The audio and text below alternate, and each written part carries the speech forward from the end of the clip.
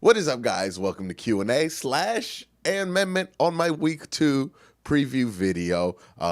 After that video was edited, put together, and uploaded, there were some things that came into light, like Sam Darnold being out for the game, that kind of rendered some small parts of that video outdated, and there's been a little bit of a controversy screwing as far as my prediction has gone. So we're going to jump into some of these questions, so let's do it. So the first question is from Kevin Durant's burner account, and they say, can you make another Colin Cowherd video? It's been a long time. See, I have to have a balance when it comes to that stuff. I can't just make a Colin Cowherd video every time the Browns lose or every time Colin Cowherd says something negative about the Browns, because then it just kind of devalues the weight, in my opinion, of the criticism. I believe that the criticisms that I put on Colin Cowherd from the videos I've already reacted to still stand up to the points that he says today. So he hasn't really brought anything new for me to criticize, if that makes sense. But if he does do something or does say something new or says something that I deem is like worthy of addressing and giving a counterpoint to, I will. But for right now, he's just kind of going with the same stuff he's been saying for a year now. So as of right now, I don't think there's a Colin Cowherd video in the works. The next question from Twitter comes from Hanson's Rough Riders, who says, do you think the rest of the team can make up for a weak offensive line play? I'm hoping that, knowing that that's the weak spot, the play calling will also take that into account. Man, with this offensive line, I don't think they're going to be the greatest offensive line in the world, but let's see if they could be competent against the Jets this Monday. I think GREGG Robinson getting kicked out of the game, kicking a man in the chest, and then Kendall Lamb being injured almost immediately after that, putting in two backup linemen, having to put Chris Hubbard, who was getting killed by Cameron Wake the entire game, forcing him to then move to the blind side. I think all of that led into like this perfect storm of bad offensive line play. I don't know if it's representative of what we're going to see this season. Now, I'm certainly concerned because, again, at the tackle positions, GREGG Robinson and Chris Hubbard are question marks at best. And I've said this for a while now. I think that this offensive line is dangerously dependent on two guys who were huge injury question marks. So, yeah, there is a lot to be concerned about with this offensive line, but I don't know if they're going to be as bad as they were last Sunday all year. But, we saw with the Tennessee Titans, they had a severely weakened offensive line, and they were able to game plan and play call around it. Now, granted, they had about 2-3 weeks to prepare for that. I don't know if that's something that's going to hold up for the next 4 weeks for the Titans, but they were able to play call around that. The Browns, when it happened to them in the middle of the game, just weren't prepared for that situation, which I don't know how much blame I could throw for not being prepared to lose 2 left tackles. Yeah, I mean, if the Browns' offensive line continues to be a problem, you can see them moving the pocket a lot, maybe having Baker just roll out a lot more often, getting rid of the ball. A lot of things that they did at the end of last year, they could probably do this year as far as getting the ball out quickly. And all of those things. What I worry about with this offensive line is with Nick Chubb and the Browns being able to run the ball, because I think them being able to have success on the ground is really, really integral to this team's success on offense. The next question is from the Catster, who says, should the Browns try to pull off a trade for a tackle? I just don't know if there's a trade out there. A lot of people want to trade for Trent Williams, but he is older, and I don't know if the price tag fits what the Browns would offer. I'm not giving up a first for a 30-year-old tackle. So, I just don't know if the match is there. And it doesn't seem like Washington is trying to deal him. And then after that, it's like, where's the market for left tackle? These guys aren't available a lot for a good reason. It's like quarterbacks. These guys don't come around often. So I think at the end of the day, your best option is to hope that Greg Robinson, one, does not kick anybody in the chest anymore, and two, continues to play better like he did last year. Now, I will say he did not have a great game before he got kicked out against Tennessee. So he is going to have to play much better than he did for that first quarter in Tennessee. But, again, one quarter for him. You got to give him more of a chance than that. So we just got to cross our fingers, because I think Greg Robinson's the best option we have at left tackle. The next question is from Super D Biggest Fan. With Sam Darnold out on Monday night, do you think the defense should stack the box? No. Trevor Siemian is not like a complete scrub. He is somebody who could win a game in the NFL. And I would say that the Jets have a lot to rally around this week to get ready for this Monday night national TV game. Of course, Sam Darnold being sick, Quincy Enunwa, who is a big part of that offense and a big part of that locker room, being out for the year with a neck injury and his career being at risk. They have a lot to kind of solidify and rally around to put out a really good effort here on Monday Night Football. I expect a really good effort here. And with Trevor Siemian being in there, they still got Robbie Anderson. They still have Jamison Crowder, who had a huge game last week. I would not advise stacking the box just to stop Le'Veon Bell, because Le'Veon Bell is just not just a running back. He is also a really good receiving threat. So I think you shoot yourself in the foot and play right into the Jets' hand if you stack the box, get overly aggressive, because that's exactly the type of thing that killed the Browns against the Titans. They were overly aggressive. They kept on being killed on play actions and slip screens. They kept on choosing run. These are the things that ended up killing them, because they made these assumptions about the team. I think they have the personnel and the talent to where they don't have to resort to things like stacking the box to stop the run. Just keep it balanced. The next question comes from Zachary Chad, who says, is the season over if we lose Monday? Now, I'm not going to lie to you.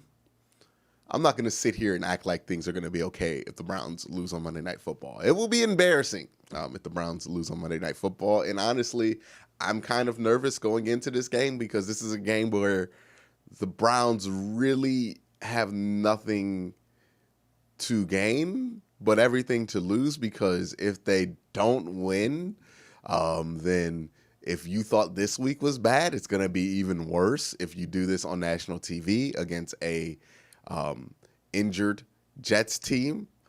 When you're the only game on that day, it's going to be worse than whatever this week was.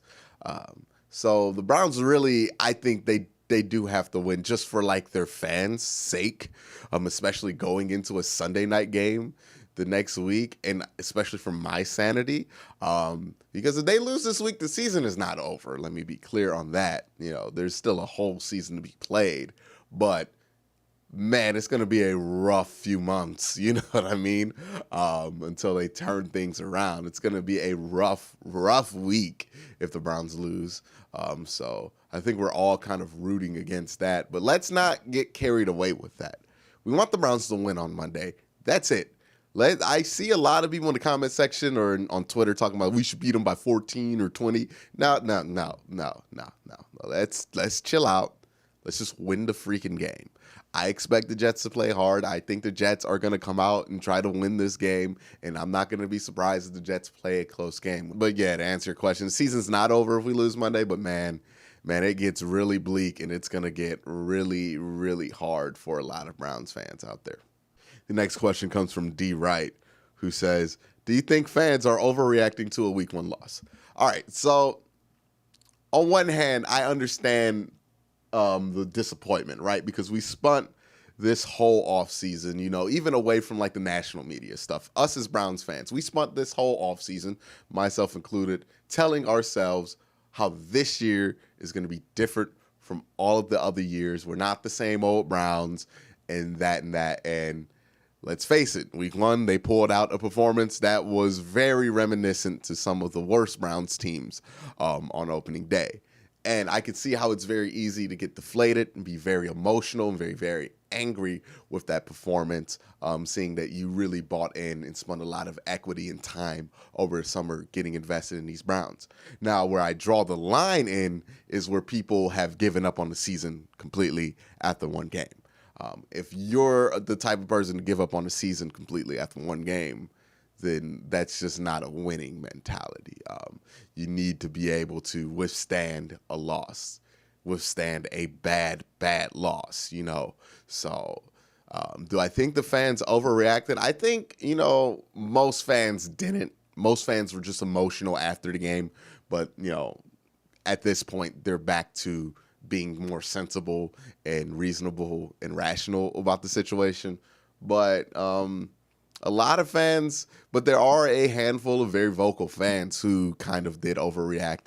A lot of people who already want Freddie Kitchens fired after 1 week, which is ironic to me because if they did fire Freddie Kitchens, those people would be the first people talking about how this organization is a joke for not sticking with head coaches. So, you know, fans are fans. Some are going to overreact, some aren't. It's part of the game. So, you know. The next question comes from author Giants Nation, who writes Harry Potter books in his spare time. And he says, "What's up, Quincy? Glad to see you're still alive after that loss. Ha, ha, ha. Very funny.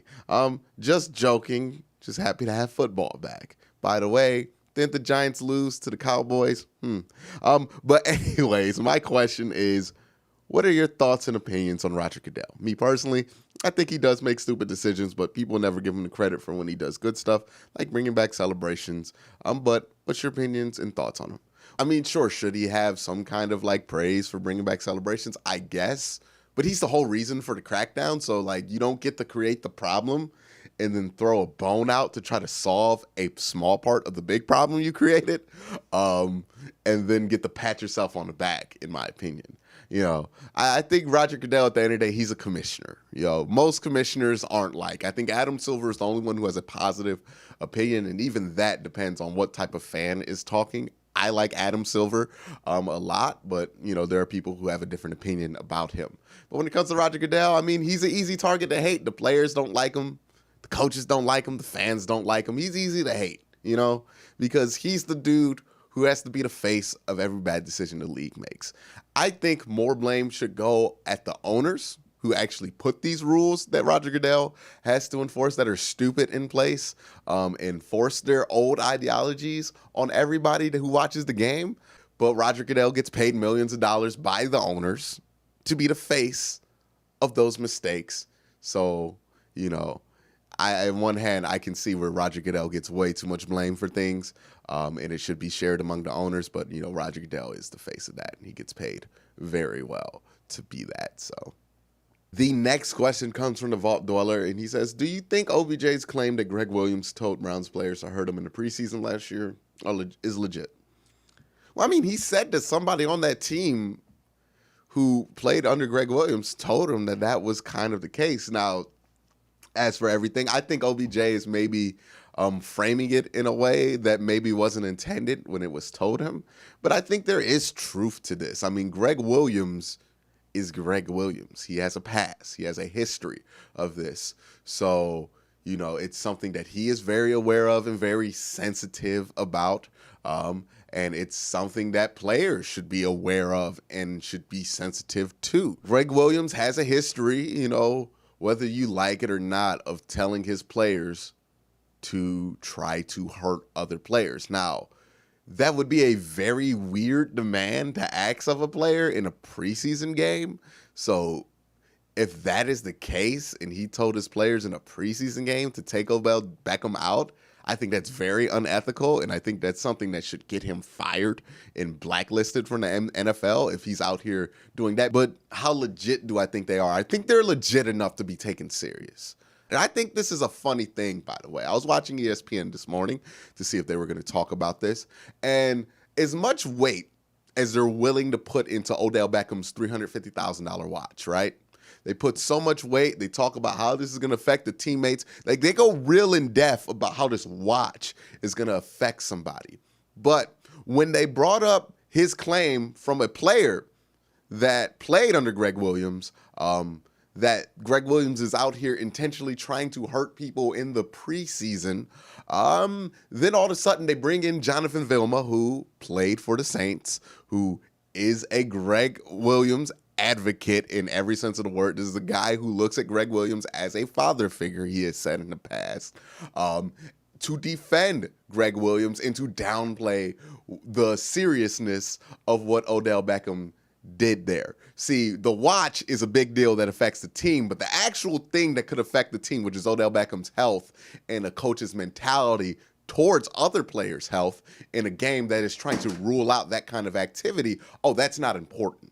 I think that's garbage. I think a lot of people miss the ball with this story. I think they need to take it serious and look into this, because he's not just throwing this out there on anybody, right? He's throwing this out there on Gregg Williams, who has a history of doing this kind of thing, who has a reputation for doing this kind of thing. And if he's trying to intentionally injure people, well, we know injuries are part of the game, but trying to injure somebody is not a part of any game that we play here in the States.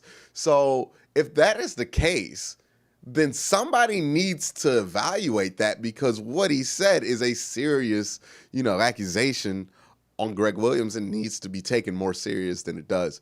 But we all know the patterns here. With guys like Cam Newton, with guys like Odell Beckham, the silly stuff is always going to be taken serious by these talking heads, and they're always going to talk down to these guys for the silly stuff like watches and scarves and all this stuff that actually doesn't matter. But when these guys bring up an actual problem, right, then all of a sudden everybody is deaf and doesn't understand the point of what the guy's saying. So, do I think it's legit? I have no idea if it's legit. But, if this is something that somebody who played under Gregg Williams is relaying to OBJ, and then he's coming out and saying that he felt it was intentional, then that is something that needs to be taken serious and looked at by the league office. All right, guys, this question comes from David Miner, and it has to do with my week 2 preview video. He says, okay, Quincy, you opened up a can of worms in your last video. How does a team win by 1 in overtime, or just score anything other than 2, 3, or 6? Another fan and I have gone back and forth on this a lot. Is it possible to score a field goal it is possible to score a field goal on the first drive. Then the opposing team gets to the goal line and we force a fumble recovery, but then are tackled in the end zone for a safety. Personally, I think the game ends with the fumble recovery, but not 100% certain. See what you did there. We get 30-28 overtime prediction, LL. Yeah, see, I made a mistake there. I wanted to make sure the score was as close as possible to illustrate how close I felt this game was going to be and how hard I felt like the Jets are going to play. But yeah, you're right. I made a huge mistake there. I don't think it's really feasible or really plausible that the Browns win this game by 1 in overtime. So that is my mistake. Please stop the arguing in the comment section. I think I will have to amend my prediction to 30-27. The Browns win by field goal from Austin Seibert. But seriously, David, thank you for pointing that out. I make 5 videos a week here now during the season. Sometimes things kind of slide under the radar or don't really get thought through enough, because I am just one person here. So I need guys like you in the comment section who are willing to call me out on certain things so I can notice these things and improve them going forward. So thank you, David, for that. Next question comes from Twitter. It comes from Mike Keeley, who says, if Axe offered you a sponsorship, which scent would you go with? Now, he has a lovely picture of all the scents, and there's Gold Temptation. I like that one. There's Dark Temptation. I'm a fan of that. There's Peace. That sounds weak. Who wants to put deodorant on? It's like peaceful. Like, nobody wants to be peaceful. There's Black Chill, which I'm not touching. I ain't touching that. And then there's Phoenix, man. I've been using Phoenix. Well, I don't still use Axe spray. But I used Phoenix a lot in high school, so that was my, that was my, that was my go-to. That was my jam. Harmony. Ooh, this Essence one looks sexy. I'm gonna have to go Gold Temptation because I'm just gold. I'm golden and I'm tempting. So Mike, that'll answer your question. So if Axe ever sponsored this show, now you all know what I will smell like. So, That's fun. But that is it for this week's questions. Thank you guys for submitting all the questions. The response was great this week. I love hearing what you guys have to ask and hearing what's on the mind of the community of people who watch this show. And it's not just Browns fans here. It's fans from all over the league who kind of pitch in, and I'm so grateful for that. But thank you guys for watching. If you like what I do here, if it's your first time here, then hey, hit that subscribe button, hit that like button, ding that notification bell. And if you want to help this show out and help me fix my mistakes and hopefully one day hire another person, then hey, donate to my Patreon or buy a shirt. Either way helps me out a ton. But that is it for this week's show. Thank you guys for watching and have a great day. Have a good night.